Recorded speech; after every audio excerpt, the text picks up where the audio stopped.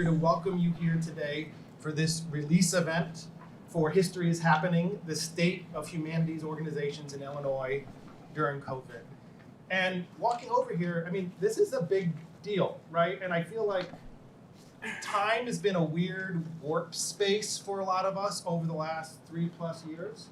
And the fact that we're now at this moment where we're able to reflect on what we've learned, how we're stronger, maybe some of the challenges we're taking out of the last 3 years is really exciting. And I think it's important to recognize that Illinois Humanities is a trailblazer, and we here in Illinois are trailblazers in leading the nation in having these discussions. I should say a word about Illinois Humanities, which is, for those of you who don't know, and you're going to learn a lot more about it today, a statewide organization that activates the humanities through free public programs, grants, and educational opportunities to spark conversation, build community, and strengthen civic engagement. And I actually, while we're here, and I'm just meeting some of these folks off of Zoom for the first time, but if you're a if you're an Illinois Humanities team member, could you raise your hand and get a little bit of love? And thank you for all the work you're doing. And during the course, those of you who didn't raise your hand, if you have questions about Illinois Humanities or want to just give people an elbow bump or a hug for the amazing work that the team has been doing through the last 3 years and beyond, please do. With that, since I am the least important source of information in this discussion, I am going to hand the mic to a virtual presentation from Shelley Lowe, the chair of the National Endowment for the Humanities.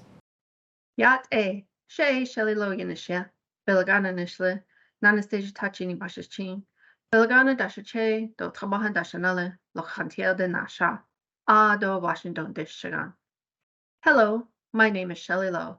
I am chair of the National Endowment for the Humanities. It is a pleasure to be with you all today. I'd like to start by thanking Illinois Humanities and our grantee partners across the state for making our work possible. What the History is Happening report makes clear is that the humanities matter. The programs you organize matter. The research you fund matters, now more than ever. When I started in this position a little over a year ago, Illinois Humanities sent me a poem.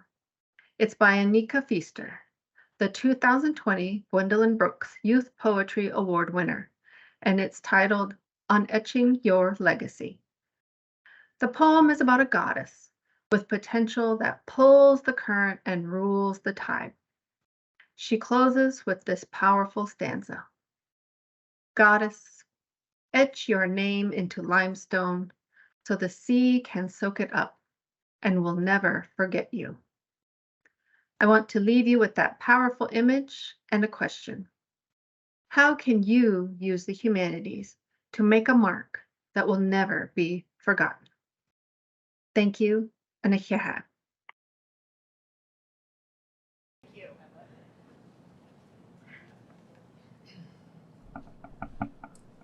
Good morning, everybody. John Bracken, thank you so much, and thanks to all the board members that are here, and especially my staff. I'm going to take us through the findings of the report, and then the good news is we gave a preview released of the report to some brilliant people who are going to help us make sense of it and open us up into conversation. So get your questions ready, your responses, your thoughts ready, because really the benefit of having an incredibly diverse set of perspectives in this room from many parts of the state, including Bensonville. Thank you so much for making that drive this morning. It really matters, and this is the point of today. So let's get started, because the humanities, they have roots in classical Greece. They've been flourishing through the Renaissance, supercharged by the printing press, and right up through social movements today. The humanities are the thing that keep us and equip us to be a society of people together. And right here in the United States, in the aftermath of large-scale investments of science as part of the Cold War, a bipartisan group called for the creation of a brand new federal agency, and President Lyndon Johnson signed the Arts and Humanities Act in 1965. Well, why did they do that? because they really truly believed, as have many people believed through time, that democracy demands wisdom, it demands vision, and that those things come from and through the arts and the humanities. All right, so why go into all this history? Because history is happening right now. It's happening right here in Illinois, and what we're talking about is part of that history. The other thing is this moment matters. Right now, arts and humanities are the fourth hardest amenity to access, the fourth hardest after housing, transit, and job opportunities. Arts and cultures, those amenities, that's what's most difficult to access, and most particularly for communities of color and adults on lower household incomes. And those are the things I want us to keep in mind as we go through today. So what are the humanities? We're not going to parse it all. If you're unsure, yes, they're disciplines like art and literature. They're also tools. They're the tools we use to ask important questions like, how might we envision justice? What is a good life? What's the difference between ChatGPT and a human? Like, those are humanities questions. And ultimately, it's the kind of experience we're having right now where we're in dialogue to make meaning together. Here's the simplest version I can come up with. Science can tell you how to clone a dinosaur. Humanities can tell you whether or not that's really a good idea. So if you're ever like, I don't know what the humanities are, the things that help you know the difference between those, that's the humanities. And the humanities are happening at this moment in every county in our state. And when COVID-19 hit, every organization was profoundly impacted, as we all were. So this report really is talking about the past 3 years. So after the COVID hit, Illinois Humanities was in the luxurious position of distributing more than $2.4 million statewide. And that was in large part to federal dollars from the National Endowment through the humanities and the generosity of individual donors right here in our own state. Now, this was a lot of money for us to give away, much, much more than we usually get to. But grantee partners lost $24 million, 10 times the total amount we were able to give away. So I want to be really clear. We're not here to toot our horn about giving away $2.4 million, although we were thrilled to be able to do it. We really took that responsibility seriously. We prioritized humanities organizations with budgets of $1 million or less, and we allocated 50% of the dollars we had outside of Cook County, and we can get into that in the discussion. But the reason we're able to be here today is when we were distributing that funding, it gave us a really unique opportunity to start to understand the landscape of humanities organizations. So today we're releasing the most detailed picture to date of the humanities landscape in Illinois. You can pick up a printed copy if you're analog. You can scan the QR code on your program if you're digital. But there's a couple of things about the report I really just want to underline because it meant a lot to us as we were developing it. One, it's not comprehensive. This is not every single organization in the state of Illinois. It's just not. Secondly, it's not about quantitative outcomes. This is not an impact report. The other thing is our staff really takes an asset-based approach. We're trying to center grantee partners' experiences, so there's a lot of stories in there, and we're trying to understand the context in which they're working. We had a couple of driving questions. Where did the money go? This was a heady time, a lot of activity happening. How were organizations responding to, not just being affected by the pandemic, but how are they responding to it, asset-based? What does the landscape look like? And what's going on in Illinois that somehow connects with what we're learning nationally? We had a lot of questions about that. So a few, again, high-level highlights. 48% of the grantees operate in rural areas. About 50% of our partners, so all these dots on the map, all those red dots, 50% of these partners are operating with budgets of less than $100,000. And as you look at these dots, keep in mind, 40% of them were founded in the last 20 years, but some of those dots, those have been organizations around for more than a century. This mission, the staffing, the audience goals, the budget size, those things vary greatly, But what doesn't vary is over and over and over again, these are organizations that are like deeply responsible and responsive to their communities. They're innovating and they're working to be welcoming places, which, as we all know, during the pandemic, we really got to turn up the volume on what it means to be welcoming. 60% of our grantee partners are serving communities that were under health and economic duress before the pandemic even started. And we're really benefiting from research by the United Way and their ALICE data. We did not expect that. We didn't know what we would find. The other thing we didn't know we would find was that a quarter of our grantees are providing programming in zip codes that had more COVID cases than the statewide average. These are places deeply, deeply impacted by the pandemic. When you start to overlay these things with the ALICE data and the economic duress data, we start to understand what is happening when these organizations are able to do their work well. The last thing I want to just highlight from the report, there's a lot more data in there, is about the limit of access to broadband. 2 in 3 of our grantee partners are operating without sufficient access to broadband. That means the communities they're serving also don't have sufficient access to broadband. And please note, this does not just mean in 600 miles away, 800 miles away. This is also metropolitan Chicago. All right. What did they do during the pandemic? If you're a grantee partner, will you raise your hand right now? Brushwood's in the house. We've got Evanston Historical Society. Thank you. You should be talking to them more than me after this, but I will just offer the following. All of these organizations really used the humanities to deliver on their mission. And they also, in some cases, served as first responders. So they were distributing food, they were sharing information, sometimes in languages for which information was not otherwise available, and they were trusted. They're community anchors. Again, I cannot do justice to the stories in the report or to the experiences of the people in this room, so please check in with them, check in with the report.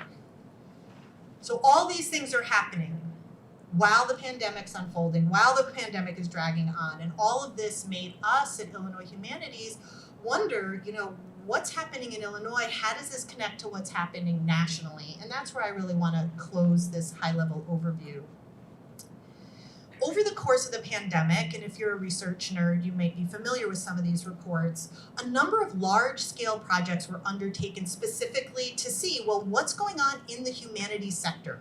What's going on with museums, ethnic, centers, theaters, arts organizations? And so we benefited from really being able to see large-scale, research reports. More than half of Americans said they viewed arts and culture organizations as important to them, more than before the pandemic. Illinois Humanities Organizations are on the cutting edge of what Americans want from their hometown cultural organizations right now. And this is multiple studies. What do people say they want? It's what our organizations are providing. Increased accessibility and new works, embracing equity and inclusion, fostering community rootedness, and becoming places of welcome and belonging. So when you look at this map and you look at all of those red dots, think about the fact that behind every point on this map is a community whose lives are being positively impacted by public humanities organizations and the people who work there. Regardless of the mode of engagement, the humanities are making places more livable and strengthening the civic fabric people need to participate in our society and to thrive. And these are organizations that are doing it while serving some of our state's most vulnerable and distant folks. The report ends with some recommendations. I'm just going to give a couple of high-level ones. Funding. I know you're not surprised to see this. These recommendations come out of many conversations with our grantee partners. Consistent, stable, multi-year. We have to be able to plan. I say that as a nonprofit myself.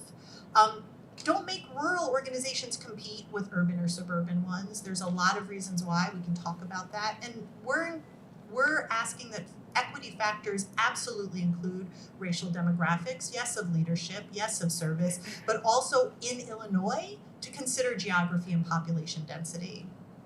Broadband for everyone, everywhere, free, that's not in the report, but I'm just gonna say it here in this group.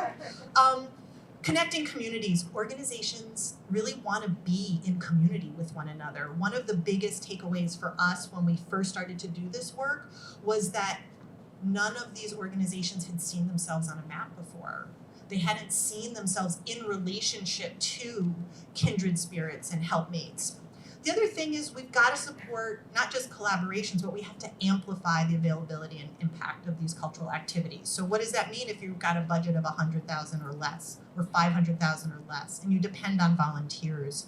How do you have marketing dollars? How do you get a billboard? How do you get on some, cultural determinant map? Get the humanities at the table. There is a lot of money in Illinois. There's a lot more coming. Humanities need to be at the table. And that brings me to the last thing, and something that I'm, deeply passionate about, and part of why I'm so grateful to all of you for coming today, which is we need a bigger vision. We need a systems vision. We need to think about an ecosystem, about a landscape, and we absolutely can create an equitable statewide cultural infrastructure that keeps our residents creative, connected, and in community. My hope is that, when you consider the way residents benefit from the humanities, health, well-being, the ability to participate in our civic democracy, it becomes increasingly hard to see the humanities as anything less than a necessity. I really want to thank the folks that enabled us to give this money away, your tax dollars, through the National Endowment for the Humanities, individual donors, some of you are in this room. I want to thank my co-authors for this report. We have been sweating this out. Research is not our primary profession, and we took this work really seriously. And I really want to thank people at the heart of our grantee organizations who make the humanities happen and our state stronger for it. Thank you so much.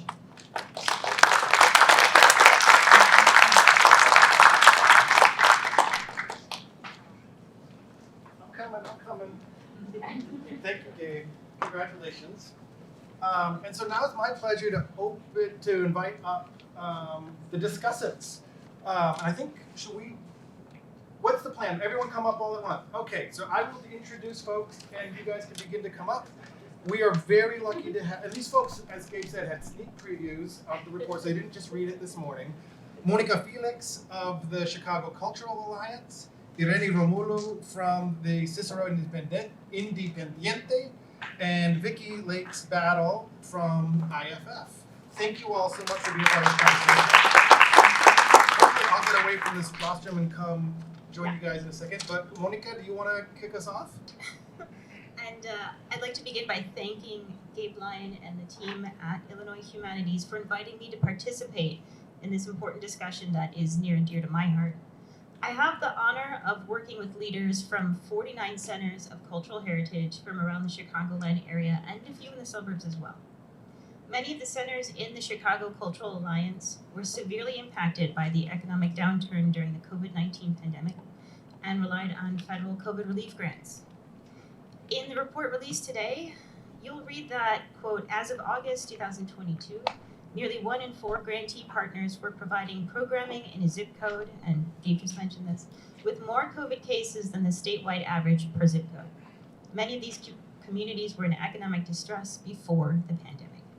You'll also read that half of the 359 grantee organizations have budgets under $100,000. This aligns closely with our own membership within the Chicago Cultural Alliance. Of our core members, 33% are in the south and west sides of Chicago, and 73% serve communities representing Black and Indigenous populations and people of color. 50% of our core members serve as anchors for immigrant populations, and 66% operate with annual budgets of less than $500,000, with many well below the $100,000 mark. While many of them have on-site cultural exhibits, you'll see art galleries or museum exhibits in their buildings, they also are deeply embedded in their communities as a source of daytime childcare, aging in place initiatives for community elders, and wellness programs. I'm glad to see some of our partners here today who champion these programs. Actually, Karu is in the back if you want to wave. Karu Watanabe is the Associate Director of the National Cambodian Heritage Museum and Killing Fields Memorial, where they work to provide various pathways that community members can use to explore the process of healing, with a special focus on arts and creative engagements. Cairo, I believe, was going to attend. I'm not sure if he's here. But Cairo is the Executive Director of the Korean Cultural Center of Chicago, where they are working to build an archive of oral histories of Korean immigrants who settled in the Chicago area. And just to give another favorite example of mine, if you stop by the Haitian American Museum, all in the same month, you can see their exhibit of modern Haitian art, as well as get connected with legal immigration services. And that's a more recent initiative that I'm very glad to see that they've received funding for. I offer this as context for one of the central themes that arises in the report. What are the humanities? And just as an aside, I've certainly struggled with this question myself as a dyed-in-the-wool humanities person. I have a bachelor's degree in German language and literature and linguistics, master's and then PhD in comparative literature with Russian and German as my specialty areas. So very much interested in this field, but it's a difficult question to answer. As Gabe writes in her report and has mentioned in her remarks today, we recognize that traditional humanities encompass history, literature, philosophy, and art history, and that Illinois Humanities focuses on public humanities, programs and organizations that enable curiosity, questioning, and dialogue in communities throughout the state. I'd like to take that a step further. I'd like to think back to the cultural centers where parents drop off their kids for language classes, then stop by the main hall to donate blood or attend a workshop on health education, cast their ballots in a local election, or gather donations for the local food pantry. These organizations should increasingly be seen as a means for practical activism as well. Each organization is already supporting a constituency of immigrants, marginalized communities, community elders, opportunity youth, and others. Visitors should not only seek their own benefit and enjoyment, but be prepared to ask themselves what they can give back to these underfunded for-profits, or not-for-profits. This is a path to impactful activism. They have their own networks in place and their own projects to support. When we see work like this taking place, work that benefits tens of thousands around our city by organizations with budgets under $100,000 per year, it's easier to see the impact of these relief grants. My final comments are to address the recommendations that you find in the report for different constituencies, and you saw a few of those just a couple of slides ago.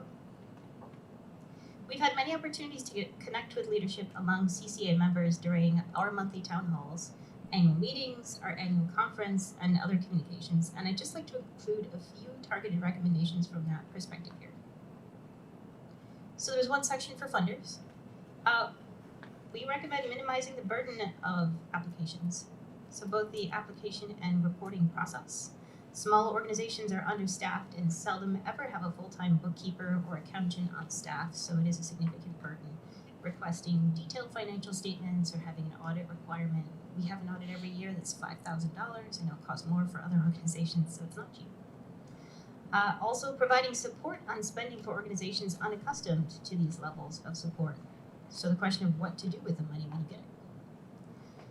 Beyond that, the report will mention a call to incentivizing partnerships, and I wholeheartedly support that 100% across cultural organizations and other sectors. So not just networking with your community partners at local arts and cultural centers, but also collaborating with small business, tourism industry, education, technology.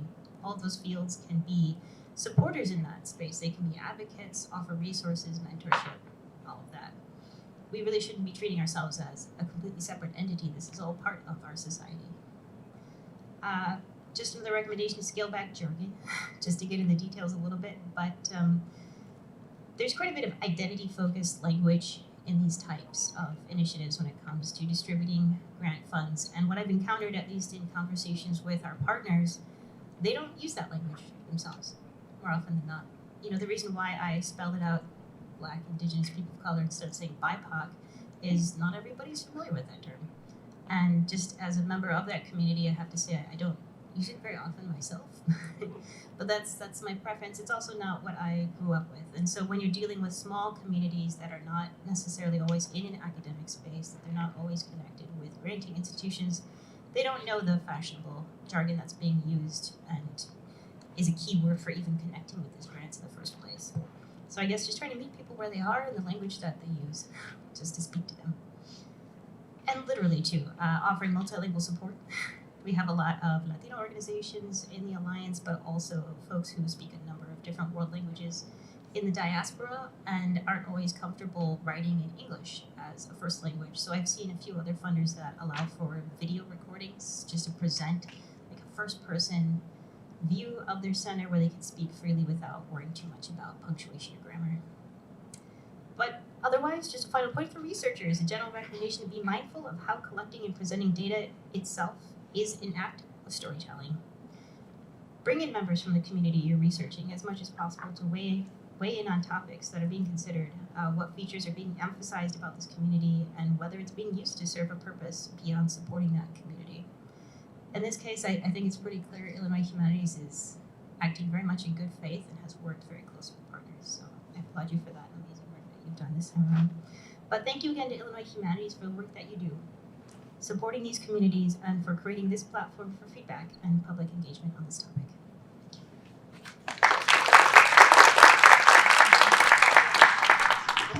Yeah.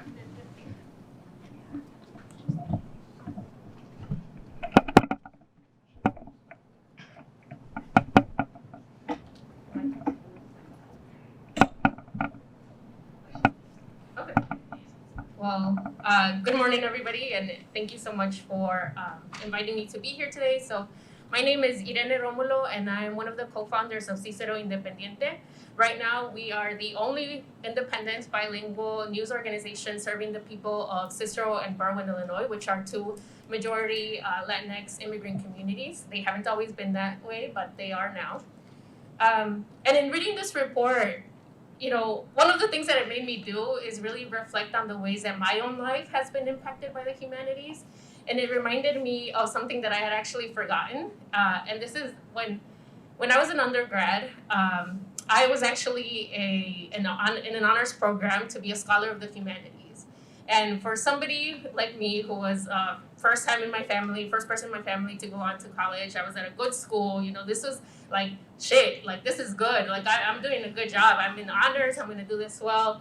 And while I'm still very proud of myself for being able to survive all of that, it also made me recognize how painful that experience was as well. Like while I was there, the things that we were studying, the things that we were reading, the things that I was expected to write didn't reflect who I was, who I am. I didn't connect with those things. It was also a place where, you know, my dreams were kind of crushed. I remember one of my professors told me that because English was my second language, that he could see that in my writing and that I wouldn't be able to be the kind of writer that I wanted to be. So that was, and that was at the school where I was at. And that was my formal, at least one of the memories that I have of engaging with like the formal humanities. And afterwards, you know, again, as reading the report, like all of these memories started coming to mind of the other ways that I've interacted with the humanities and didn't always call them the humanities because like those weren't the definitions, the language or the wording that I used. And I remembered, you know, my return to the humanities, at least as described in the report, and how, you know, the memories that I choose to highlight, I came to those spaces out of necessity and out of love. It was so important for me throughout my own like history and trajectory, the spaces that people were able to create, the informal but very organized spaces that people were able to create for some political education. Spaces that happened in cafes, in the basements of churches, in like people's lawns, you know, in people's houses, in their living rooms, in their kitchens. Spaces that they created very intentionally for people like me, and for other people in the community, for people who don't speak English, you know, often having different interpreters happening, but for us to engage in very important discussions about politics, for us to dissect ideas about oppression, for us to understand how our individual experiences tie into the way that institutions work and the ways that they don't work for a lot of people. Like these spaces really created who I am and really motivated me and informed like my own ideas and my own trajectory. And there's also the cultural organizing spaces that I've been able to attend and be a part of. These spaces have been created out of love often by artists, by people who may not think of themselves as artists or call themselves artists, but they are. They're reminding us of the music, of the poetry, of the different histories that make us who we are, of our lineage, and helping us to foster spaces where we can dream about the kind of future that we want to see and build towards that future. And those spaces, while we may not have called them the humanities, are the humanities in action. And those are some of the memories that for me came to mind. And now in my own journey, I'm a journalist, and I'm learning how to use journalism again as a tool and as a discipline of the humanities to advance the kind of world that I would like to see in collaboration with my community. For many of you who may not know, Cicero and Berwyn, Illinois are southwest suburbs of the city of Chicago, have a long history of corruption, of mob action, if that's kind of where you want to focus. They were suburbs that were white immigrant communities, and that have been changing around the 90s or when the demographics of these communities started changing. Like I said, now they are predominantly immigrant Latinx communities. But these are communities where some people just hold so tightly to power, institutional power, and anything that challenges that, or that seeks to create bonds between people, or that seeks to create connections between people so that they can start to think and challenge the dominant ideas, all of that is seen as a threat. And at least for us, we started Cicero Independiente out of necessity and partly out of love too, because we noticed that, in communities like Cicero and Berwyn, and a lot of suburbs in Illinois, there isn't that space that really, foments that discussion and looks into what is really happening and kind of seeks to break down the barriers that exist purposely to prevent people from engaging in decision making. And for us, journalism isn't just about providing, what is happening at this board meeting, or there's an event coming up, but it's really about how it can be used to create those connections between people so that people can see themselves, see each other, begin connecting, feel like they're really rooted in a place, and have the power and the ability to become engaged in changing conditions. And that's how we're using our journalism.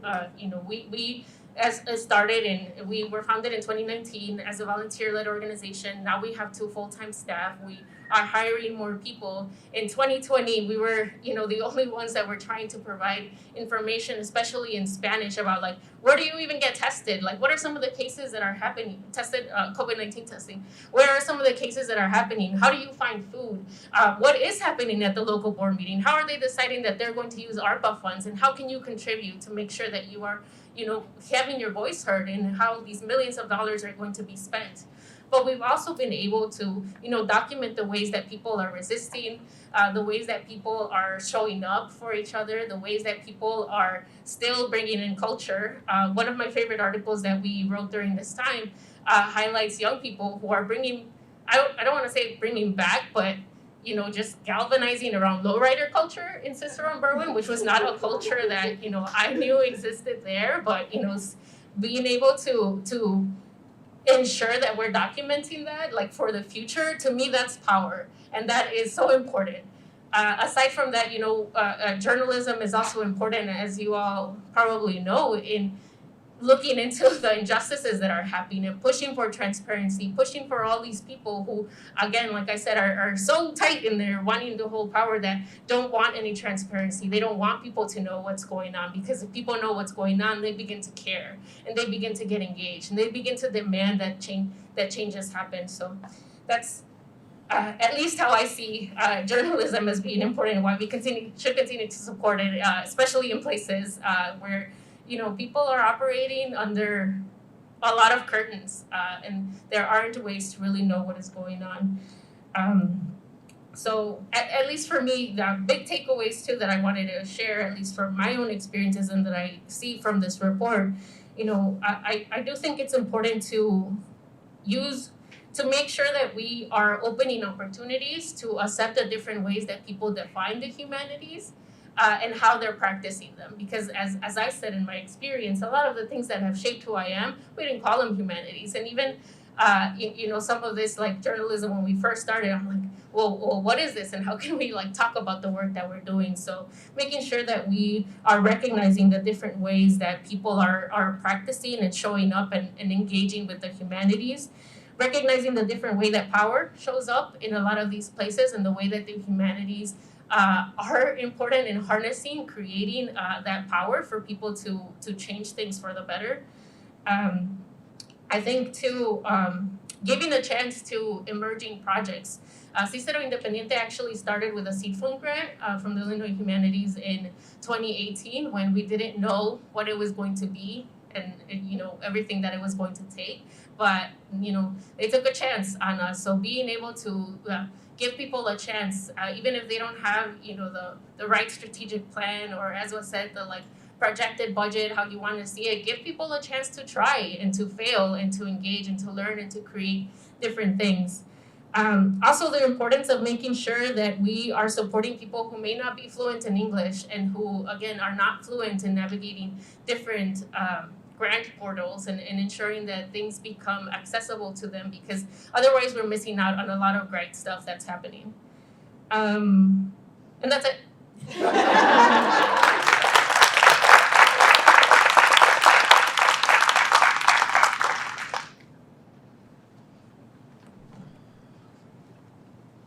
Good morning. My name is Vicki Lakes Battle, and I am the Executive Director for the Chicago Metro Region with IFF. It's generally a party starter. What does IFF stand for? IFF stands for IFF. So it normally takes me 8 minutes, but in as much as I only have 5. The Cliff Notes tour is that we are a CDFI, so I heard you, Mónica, about avoiding jargon.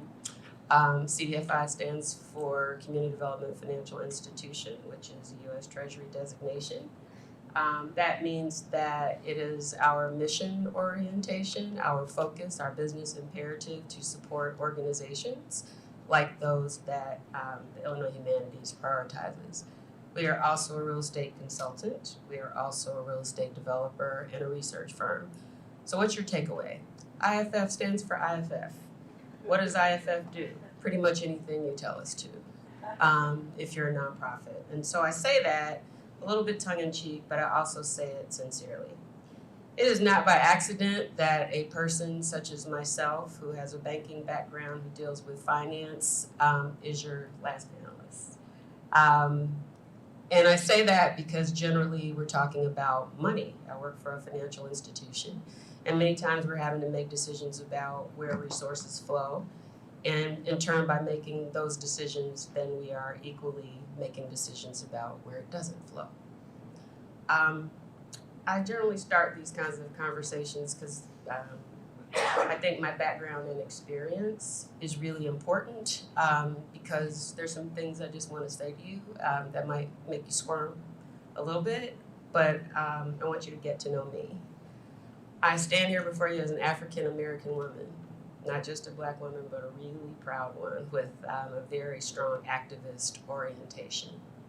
I am 54 years old, so I still use words like youngins and things of that nature. And yes, I pass my cell phone over to 12-year-olds to help me navigate. I want a phone that wants to be a phone.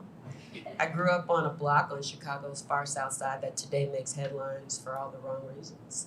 But I grew up in a neighborhood where people cared about each other. We had the jewel of the block. I was raised by my grandmother. She was nosy, big window pane with shears. Didn't want you parking in front of her house if you weren't coming to visit us. But people took pride in the communities. We were a community of families, friends. My childhood best friends are still my best friends to this day. I am a wife. I am a wife, and people ask, what's your greatest accomplishment? I've been married to that man for 33 years. Yes, that's clap-worthy and snap. So that hopefully says to you that I understand the value of compromise, but also I prioritize love. And so in all things, I try to think from the heart, and I do try to always reconcile and create balance between heart and head. say those things because I think that who I am in the context of what I do is really important. And as I read the report that Illinois Humanities has published, it's all about context, right? And I deal with facts and figures every day where context allegedly has no place in the conversation. And so so I just need to tell you that, right? So the banker in me, the recovering banker, so I was in traditional banking for a couple of decades. The traditional banker in me didn't understand the value of nonprofits, period. Why would anyone want to do that? You know what I'm saying? Okay, someone. Who signs up not to make a profit with all the effort, with all the time, with all the energy, right, that you're pouring into this, and then you get this mission return? Sit with that.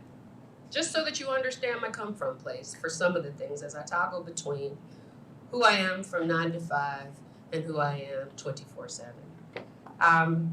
So when called upon by Gabe to talk about the value of the humanities, it's a tough charge, right? But now working for a mission-oriented financial institution, God really does have a sense of humor. Really had to wrestle with this thing as I do every day. So I started with just what the report title is. History is happening, right? So right now there's a lot of stuff that's going to show up in someone's textbooks, and I'm really curious to know what you all are going to write about it. What are you going to say about a time, a place during a pandemic where people and organizations who are already doing the things that they do ordinarily long before a pandemic existed were finally seen and recognized as key contributors to our society? They were deemed essential, right? We were.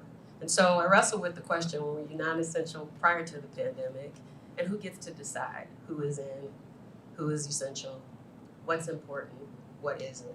I don't have any answers, right? But in as much as I'm talking to a bunch of humanities folks, I didn't know that, the beauty of it is I don't necessarily have to have an answer, but I do have a whole lot of questions. During the pandemic, things that we learned was that the definition of first responder started expanding. Again, who's essential? And so I do a lot of work on Chicago's South and West Sides and in South Suburban Cook County. And I was taking note of the fact that immigration organizations turned into food pantries during the pandemic.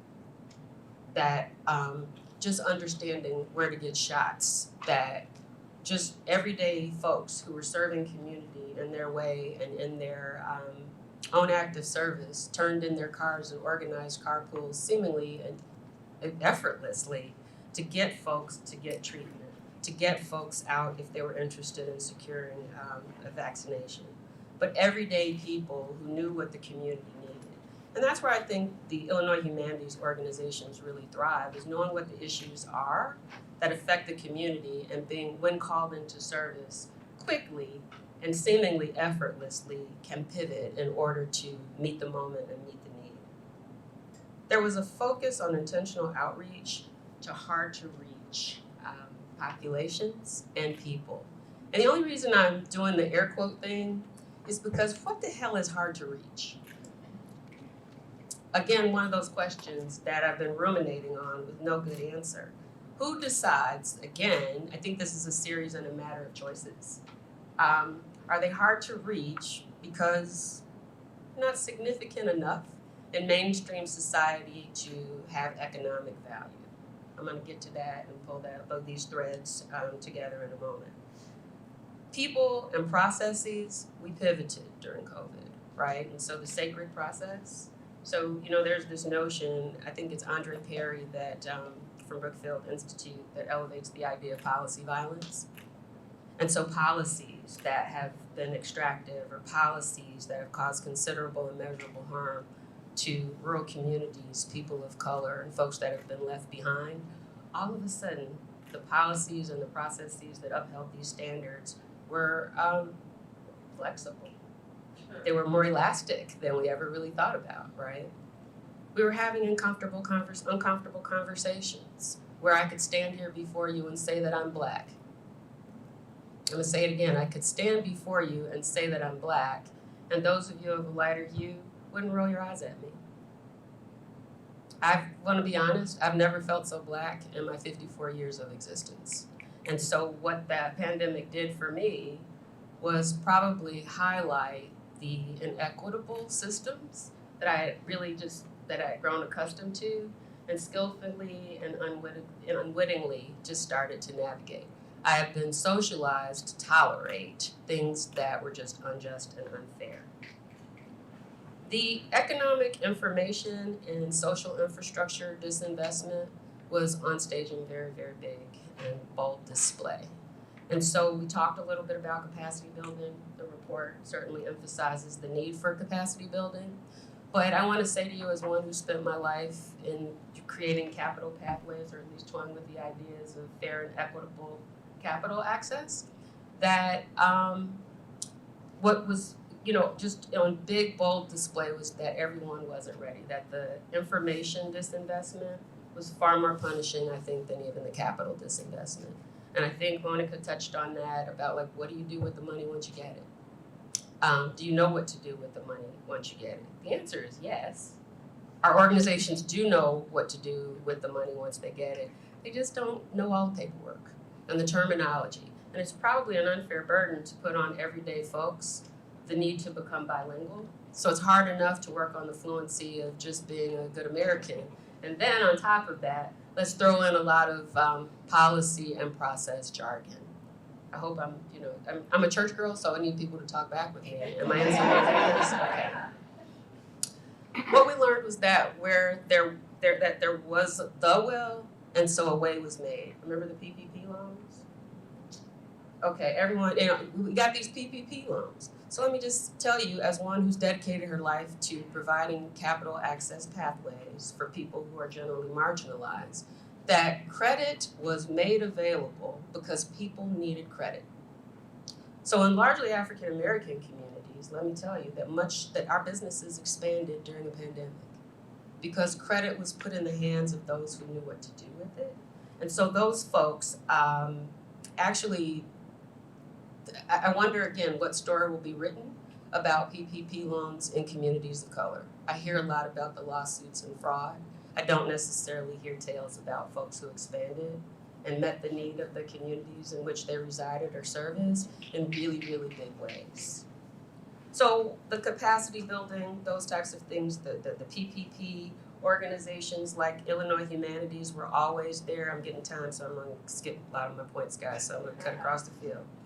Well, organizations like Illinois Humanities were called upon because they were trusted and they were present. Just like the organizations in the communities that were being served, humanity's always been there. And so all of a sudden we're on folks' radar. So let me cut across the field to the two biggest points, which is now what and a call to action based upon what's in the report. We're at an inflection point where we're going to have to make a series of choices, and none of us can hide behind the fact that we don't have information and we don't know. We now know. We now know what inequity looks like. We know what racism looks like on very prominent display. And so the question is, again, what are we going to do with it? Will we turn a blind eye? Or will we keep going and feeling like the incremental approach has value? There are going to be some big wins, but I want to encourage you to continue to stay the course. But I do want to say from the perspective of a financial institution that there's a couple of things that I'd like for you to consider. The humanities is not understood. I'm pulling from the banker and the financial person in me. I don't know what you guys are talking about, don't know how to measure it and how to value it. I can tell you that it has value when I see it, that systems work and they're delivering good outcomes. But the question is, well, the challenge is that we have to figure out how to change the system while operating within it. So I would encourage the humanities to make the work visible and legible to others outside of the bubble. And I think my colleagues on the panel have also contributed to that. The other thing is, I know we hate it, but how do we monetize it?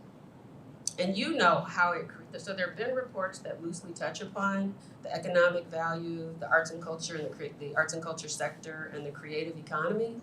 But what are just, in the same, let's make it plain, let's make it visible. Maybe tracking time, I understand. Maybe the way that the words create and spark a movement needs to be valued in a different way. The last couple of points that I just want to make, again, are is this, that in this point in time, in order to change the narrative, we have to change the narrator. What are you saying? What is the perspective? You all are closest to it. So what are you going to say? You know, I'm asking you again, how will you tell this story with this new knowledge? I would also encourage partnerships with unlikely partners like me, financial institutions, government, not just to receive funding, but to influence policies and practice. A couple other things, and I'm going to take my seat. Gabe put up on the slide, you know, that let's not do competition among rural and urban organizations. I want to blow up the system. Competition among mission-oriented institutions is ridiculous. Amen. So while I get, so let's go back to choices. That's not the choice between rural, suburban, and urban. The question we should be asking is, why are we competing in the first place? Because we had value during a pandemic, we're gonna damn sure have value post-pandemic. I also want to share that disaggregating race from any analysis is problematic, because if we believe in the effects long-term of systemic disinvestment, then to the extent that the needs of Black people, especially Black women, are met, then essentially the rising tide does lift all boats. And so it is really problematic when there's a financial conversation, a race conversation, and a place conversation. Those things need to converge, in my opinion. And I'm going to leave you all with that. I'm really interested in following up with you on how you're going to tell this story as I write my own. Thank you.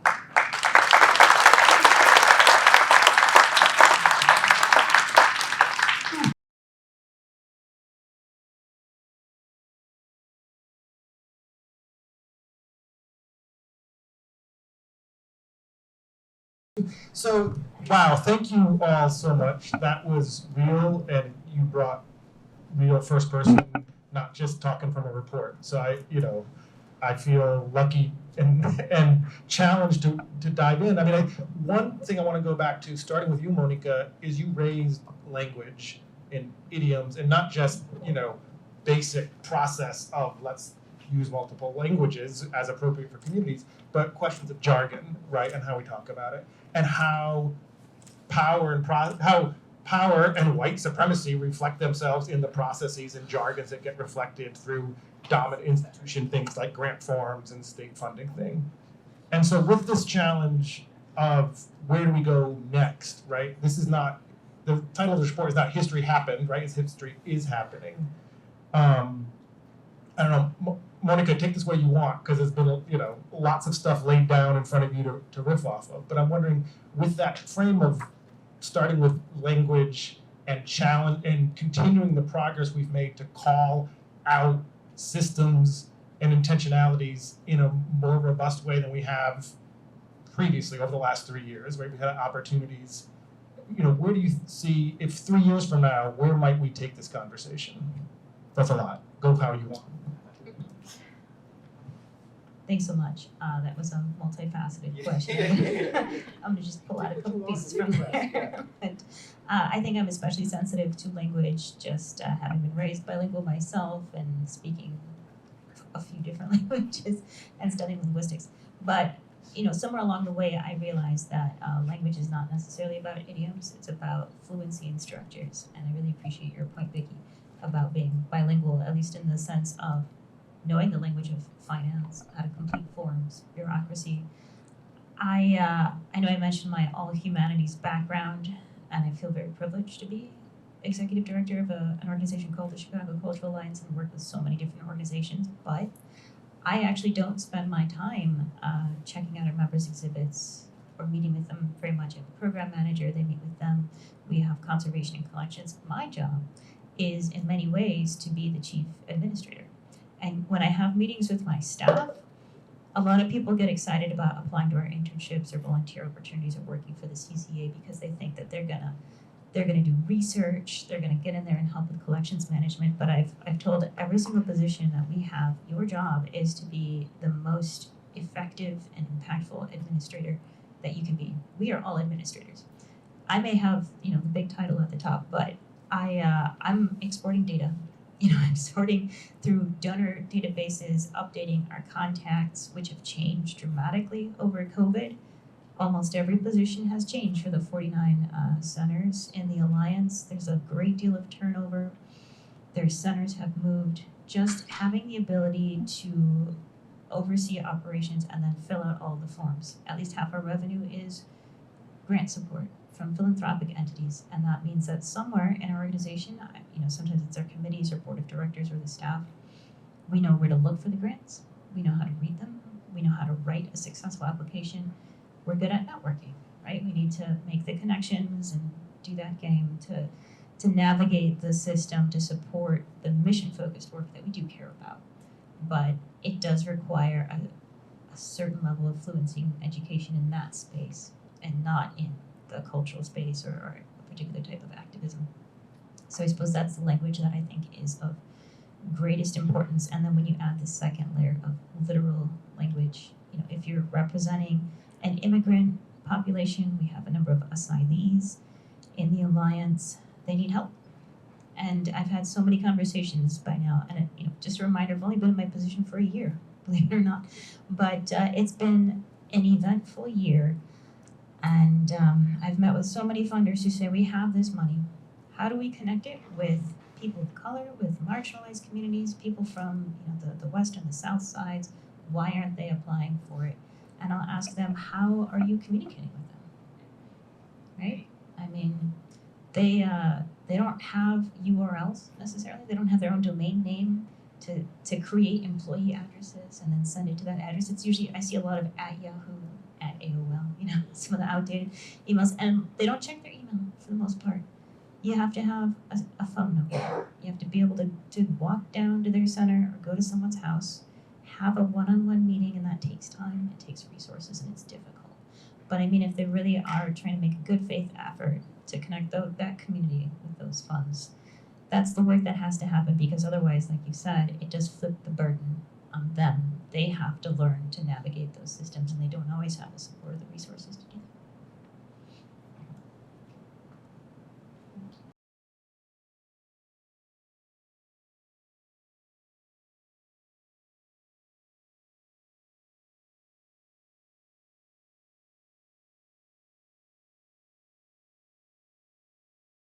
What should organizations like Illinois Humanities, which is unique, but how that are trying to bridge or serve that this function? What do we need to be doing more of or differently, right? So that when we reflect 3 years from now, we're like, oh man, we thought we were making progress back in 2023, but we've come so far. Or take it a different direction if you want. I think two things that we perhaps need to be okay with is working slower and also operating from a place of abundance rather than scarcity and competition. And I say working slower still on this topic about how can we ensure that we're reaching the communities when they're not able to, for various reasons, navigate like the grant portals or have, that ability to create those like forms that are needed. And that means sometimes being okay with working slower so that you can accommodate those things and make sure that people are having access and are able to participate and we can tap into those spaces. Last year, in 2020, one of the things that we did at Cicero Independiente is that we opened up a reporting fellowship, a paid reporting fellowship for people in the community to participate in a 10-week program to learn journalism skills and then be able to report on the things that they want to report on. And last year, the two first cycles that we did were for young people. Last year, we decided to just not put an age limit on the application and see what happened. And we actually got a lot of people who applied who, were older adults and some people in their 50s. We had people in their 60s who filled out the application in Spanish, and some people who couldn't fill out the application, so they called the phone number that we provided so that we could help them fill out the application. And that was something for us, an experiment to see like who are we reaching and who would actually be interested in this. And then it forced us to change our plan to like how we would provide this fellowship, make sure that we were bringing in interpreters to be there every day, that everything that we created again was in Spanish and in English, and we also, instead of focusing on written reporting, we focused on photojournalism as a way to make things accessible for people who may not necessarily, know how to write or but who still like have very important stories to share. And we had to be slower about it, and we had to take intention and use resources that we were planning to use elsewhere to make sure that those spaces were open. So it's possible. It just forces us to think about how we don't have to be always operating under urgency. All the issues we're tackling are issues that should have been gone a while ago. Like there's always that, but like we don't have to always be operating under this urgency to like get things done. We can take our time, and we can take our time to ensure that we're not creating spaces of competition, but that we're rather opening more doors and fostering those collaborations, fostering those spaces where that money can go a long way. And foundations have more money that can go a long way. And there's always money. There's resources that we can take advantage of, that we don't have to set up these, what I say, like our fake gates and like fake limits and like fake deadlines, because everything can always be changed. Like all of those things there can always be more. So. Martin's giving us the nod, but I just wanted to add one thing. We're a tight ship here. I think in the spirit of the money being available, I think we conflate capital availability with accessibility. And so my ask, and the thing that Illinois Humanities Board needs to consider, is really leaning into preparing the sector. So, I was talking about fluency and legibility in the context of capital systems. Got to prepare organizations, right? So Lisa and I are working together on more than a few things that actually are just responsive, right, and trying to keep up with the demand. The challenge is that our organizations aren't always in position, right? And so the whole idea of preparing the sector, I did this the other day, the whole notion of capacity building is just to prepare folks to be in position, right? And we're positioning for possession of the promise. If this was Sunday morning, I could do a whole lot more.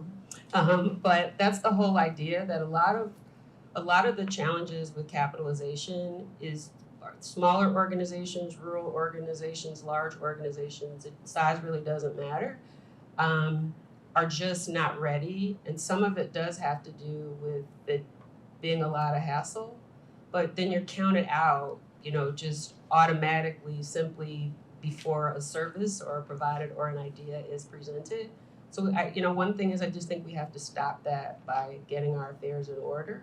And maybe it's imperative of, it should be an imperative of philanthropy or government to push for the capacity building dollars. Again, that's one of the recommendations in the report, to assure that the learning is also sticky, right? So when we think about cultural competence, meeting people where they are, this is the part where you boo, that's really expensive.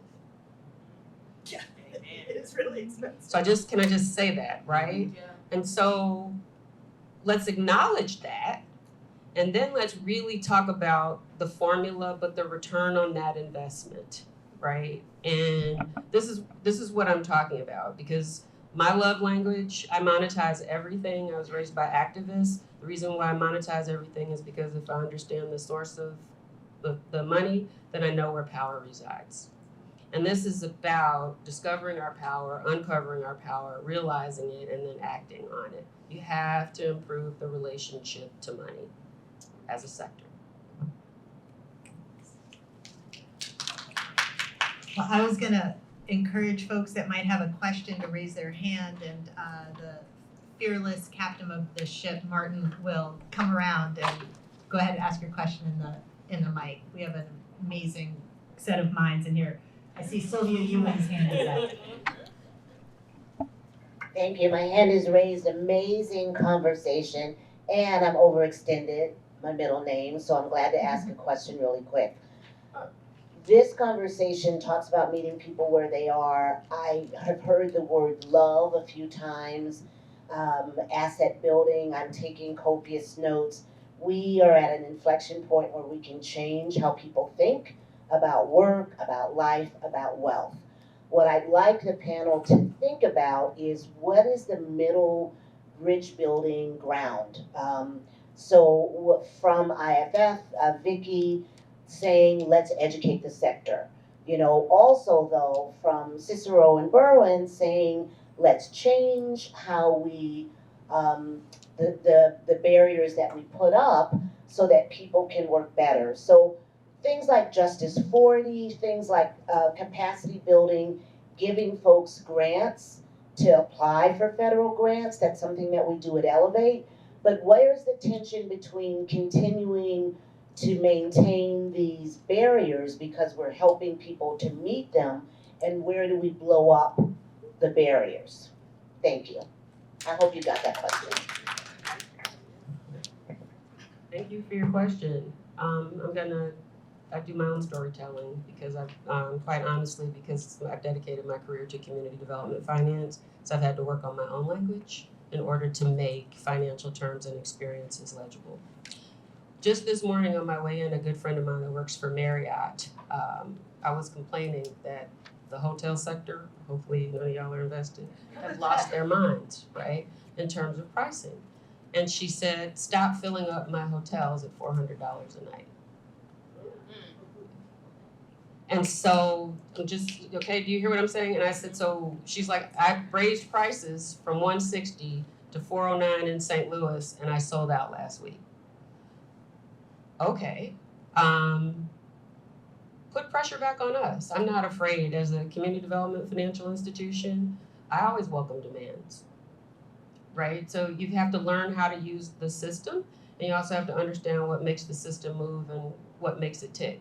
At IFF, we want everyone to be happy, not in a manic kind of way, but in a, we want to at least have understanding. But you can require and request things, but we have to also enter into transparent conversation. Folks are afraid to engage the financial sector because you feel like you have to pretty yourself up or dress up. People used to kill me with getting suited to come meet with me. And I'm like, you don't understand that I actually get paid by finding a way to support you. So we have this situation reversed. Know where you stand in the ecosystem and require of your partners more. I want to mention on the other side of finance, on the love side, which is one of the things that has been really remarkable for Illinois Humanities is to learn that one of the things many of our partners want is just the chance to be together, which is really hard to do when you're under duress, you're overextended, you don't have $400 for a hotel room, and everything's happening 200 miles away. So I will say we're thinking really deeply about what is that bridge? Our dollars are currently insufficient, happy to have someone make that be otherwise. And so what does it mean to bolster those dollars by focusing on the relationship piece where we could really lean into that? And so one very small example is coming out of COVID, we were able to raise some money and to think about hubs as a strategy, right? Now that's not our design. The idea is that we're not the hub and everybody's the spokes. The idea is that there's a like a spider web, and there are lots of hubs, but how do we give a little bit more capacity, a little bit more backbone in places so they can be their own center of gravity? They don't have to travel 200 miles. There's a lot of learning that can happen right where they are. So I just offer that because I think it's love and money, and those have to work together. The money part can't happen without the ecosystem conversation. And so I think we're trying to do a little bit of both, but the love side can go a long way, and we cannot undervalue that either. We got time for a couple more questions if folks got them. Because I will call on people. Oh, there we go. Where's that at? Who's got the mic? Oh.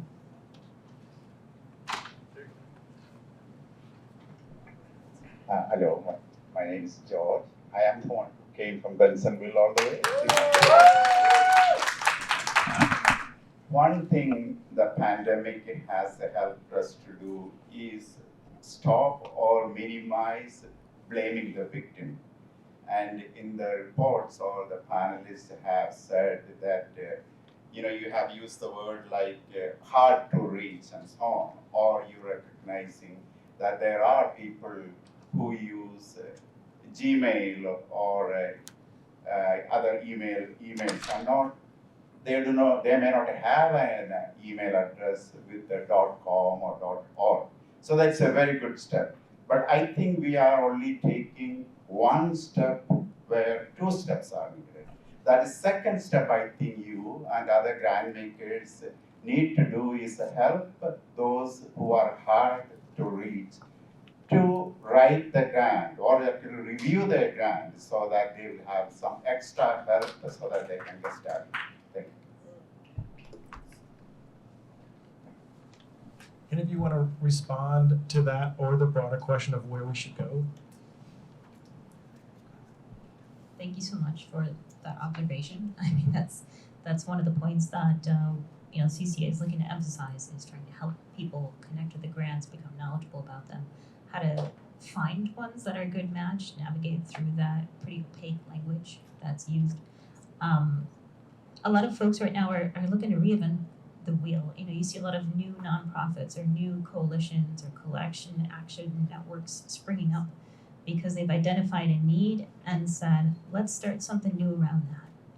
Well, if you have something new, that means new resources, new people, a new training period. And there are so many networks in place already. We're advocating for supporting the networks that exist. And this is going to sound like shameless self-promotion, but I mean, the motivation behind the Chicago Cultural Alliance is we already have those connections. We have 49 centers all around the Chicagoland area. Most of our time is spent just checking up with them, asking, what do you need? What are you trying to fund? Who's in charge now? What's their phone number? Getting to know them in a very personal way. And so when we see something like Terra Foundation reached out and said, do you know anybody who is interested in participating in Art Design Chicago in 2024? So then, that's a lot of outreach that has to happen. And I kind of check in with different people. Well, do you have something from cultural heritage, or do you have a folk art object that maybe we could incorporate into that? It's a large initiative. You need someone to oversee it, gather people together, and then do the grant writing. So what would make sense is to support an administrative function for an organization where they do that sort of back office work for you, and they know who you are, and they connect with you. And that way you don't have to do the writing or the research. They'll just say, listen, what do you have that you would like to share about your community? Let's explore this presentation together and see if you feel like it's authentic. If you have the time to engage in this conversation, and then we'll loop you into the project. I think that's the only way that it can work, instead of in a very personal, individual way where every single individual artist or organization has to learn the rhetoric for this, to be skilled in the administrative skills that are necessary, the storytelling that has to happen, and then also their own subject area, to know about their communities or their culture or their language. It's asking too much, and so that's why I think it makes sense to have sort of a layer where you have something at the bottom where it's the individuals and organizations who are the true, authentic creators of that content, and then maybe an administrative second tier. And that's where you look at, associations, consortia, collective action networks, and then somewhere at the top is the funders. But that's my solution to that. We're doing the best that we can, but I guess it's a deeper conversation with funding organizations to recognize that art service organizations, networks like ours, do need to be supported in that way, so that $1 does $5 worth of work.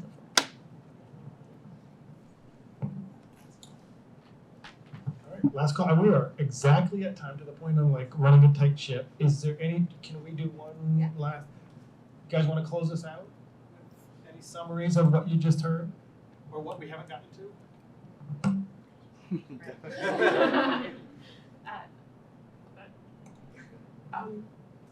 Really, I'm shy. It's more just a plea to keep going, right? And to maintain the curiosity in general, because it's so important. If we accept things as they are and accept the status quo, then change just can't occur. I think I shared that I was raised by my grandmother, so the Southern old school, did you ask a good question today? I don't know what you're learning in school, but did you ask a good question? And so I'm gonna leave you with that. Every day, every time we see each other, did you ask a good question? Keep asking them. Thank you.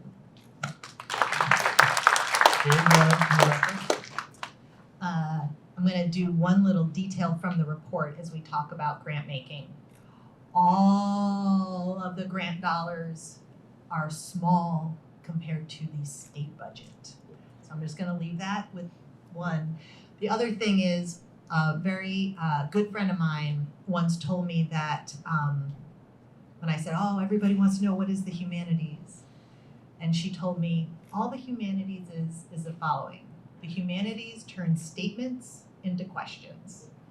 And so thank you so much, Mónica, Irene, Vicky, John, for helping us have a chance to ask them questions in community. I really want to give a shout out to the team at Illinois Humanities. Please raise your hands one more time. You guys are amazing. You put a great program on. And thank you so much to Forefront, Lisa May. Thank you so much for doing this with us. We're so grateful. Forefront's a great